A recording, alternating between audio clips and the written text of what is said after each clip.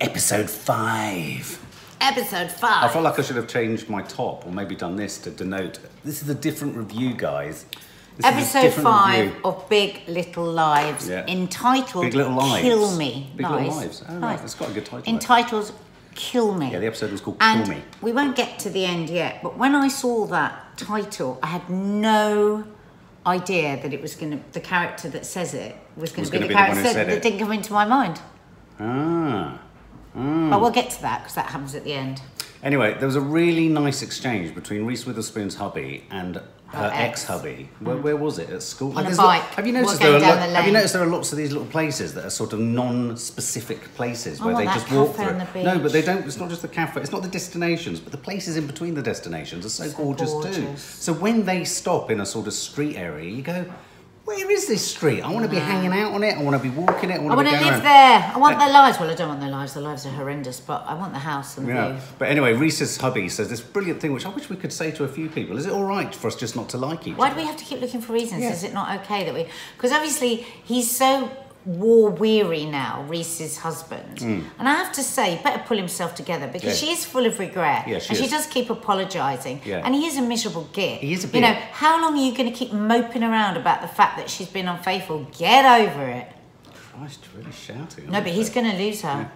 Well, because at the moment she's asking him and I to think stay. I think that's denoted and indicated by the fact she keeps having, despite saying she'll never be unfaithful again, she keeps having flashbacks to the steamy sex with the theatre teacher. Because and I think that's because her husband's boring, cold, and a wet fish. Streep is very, very, very, very good. But this was the episode where I asked Nadia the question in the middle of it.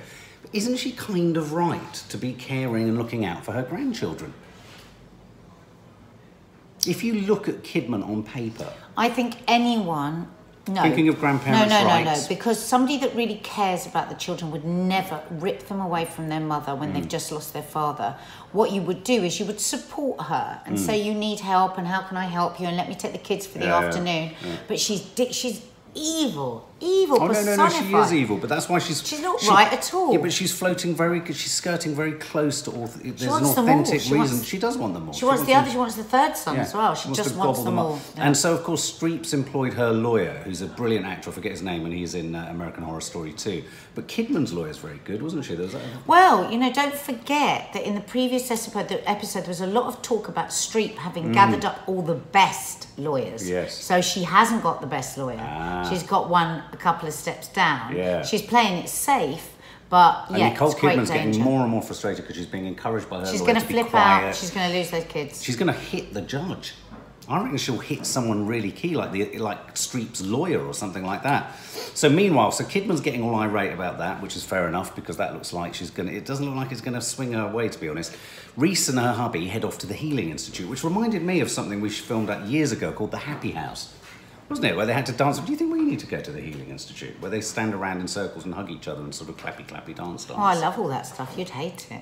Well, she looked like she hated it and she's into that stuff. She's not really into that stuff. The character is just one of those that buys into everything. Yeah. And she's not really into anything, is she? Except ambition and social climbing. But I thought it triggered one of the most intensely brilliant scenes between Reese and her hubby in the car. Yeah, it was really good. Your frustration was that we were never on a full facial shot of either of them. Well, no. I quite like that. I liked it. I thought it was unusual and I liked it. I imagined that the actors, who would have been actors, hate being shot from behind their heads. They hate it. Yeah. They talk about it all the time. Why did they choose that shot? Why didn't he come around the front? I thought it was very poignant what he was saying. There's been a bit of a vogue for it. There's been quite a few things recently in films and stuff where you have a whole very important scene shot from behind. But I thought what he was saying was very poignant because he was talking about the fact that she sort of chose him because he was a good choice to have children with. And you saw the choices she'd made and the sadness that he felt that it was nothing else. But once again, I agree with you. He needs to up his game a bit. Tough shit. Yeah, get real. I mean, you knew that. You knew that. She knew that. Everybody chooses everybody for all kinds of different reasons. How many people just fall madly and passionately Romeo and Juliet in love and then get married and live happily ever after? And I think what he does with her is he actually is quite manipulative. He's actually quite manipulative. And I think we're seeing that. Yeah, I know what you mean. And then, of course, we had Laura Dern was pulled from a magazine, from the Power Women. Which was just such a great scene. It's such a great scene, because she went from trying to give advice to then being completely torn to pieces. Yeah, yeah. No, it was good. It was a good scene. And then so I thought what was really funny in this episode was the way they encouraged Laura Dern to try and deal with Streep. It's like, when in doubt, pull out Laura Dern and she'll deal with absolutely anyone and everything. And she wiped who did? Floor with her. Streep did. Yes, exactly. Streep wiped the floor with Laura Dern, and you saw Laura Dern literally breathless and open-mouthed with just disbelief. She's the most manipulative, evil person. Yeah, she basically homed in on Laura Dern's bankruptcy, didn't she? Which was awful. Completely unnerved her and destabilised Big bullying scene at the school, which I thought was tragic, where the poor boy was told that his father was a rapist, and then he has to negotiate that. I thought that was very tragic, very sad. And then we've got all of these sort of Kravitz flashbacks and all that kind of stuff going on as her mum is lying in bed in the hospital. So we had quite a bit of Kravitz with her dad. Her dad's a curious character, really interesting. I mean, I picked up on that with the dad. The first scene ever was that he was somebody that had stood by and let things happen. Yeah. And then that really came to the fore. Yeah. She's obviously been very abused by her mother, yeah. and the dad has been... I think the dad is a battered husband as well. You said that a long time ago. And I think he's just stood back and watched it. So that I'm really intrigued by that. Yeah, and so Kravitz's storyline now has suddenly got quite interesting for me. It's quite rich, isn't it? And so she's sort of been quietly brewing, because I said, you know, in a weird way, she's the focal point of the murder, isn't she? So you know, she shoved him downstairs. Yeah, although they've all kind of collectively taken on the responsibility. And then we have a lot of these very tragic scenes. I thought beautifully played by Nicole Kidman, trying to talk her kids down, them saying, but Nan wants to take us. Kidman trying to say, you know, that they're getting stressed about leaving. So I thought, it was just a series of incredibly real, authentic, very dramatic, but nothing stretched or pushed or kind of artificial, is it? It's just so believable. natural. Even though it's so crazy, it's so believable. I wondered if Kidman was channeling a little bit of the struggles she's had with her kids, v Scientology. Do you know what I mean? Yeah. You know how all actors have to pull upon something. So Kidman loses it with Streep, and I can't think what the fuck Have to Stick Together is all about. Born to Run. So Fault in the Stars woman is getting together now with the chap. Yeah, she tried to have sex with him but got really upset about the rape. You thought there was something dodgy about him, and then right at the end of the episode, we see him coming out of the police station. Yes. What was that about? Kravitz's father feels there's something up. Kravitz's mother says, "Kill me," from her deathbed, because she's a visionary. She can see shit.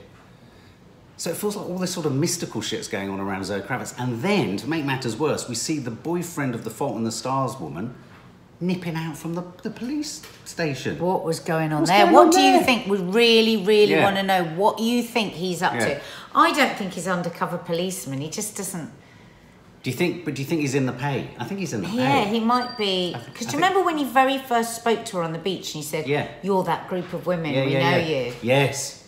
Maybe that's coming back. Maybe he's an informant. And then final scene, which was really odd, with Reese's husband, who's a bit of a, limp lettuce. He's in a bar with this woman who seemed to have her arm. She seemed to have her hand on his shoulder. It was the only scene that struck a wrong note. And she had her hand on his shoulder for an eternity. That and then was really odd. Focus pulled to a man in the background. So obviously it was a bit of a swingers situation going on. Like he'd go from feeling nothing with his wife to actually any of that. He doesn't strike me as a passionate man who'd be interested in sex with strangers. No. If that's what's being inferred. But you never know behind closed door what people are like. Maybe she was his sister. But a really good episode. A fabulous episode. Just keeps getting richer and richer, and like a coiled spring. Like a coiled spring that's going to explode everywhere at some point. Please subscribe to the channel if you haven't yet, and please tell us below what you think he's up to in the police station. What is going on? Tell us. We want to know.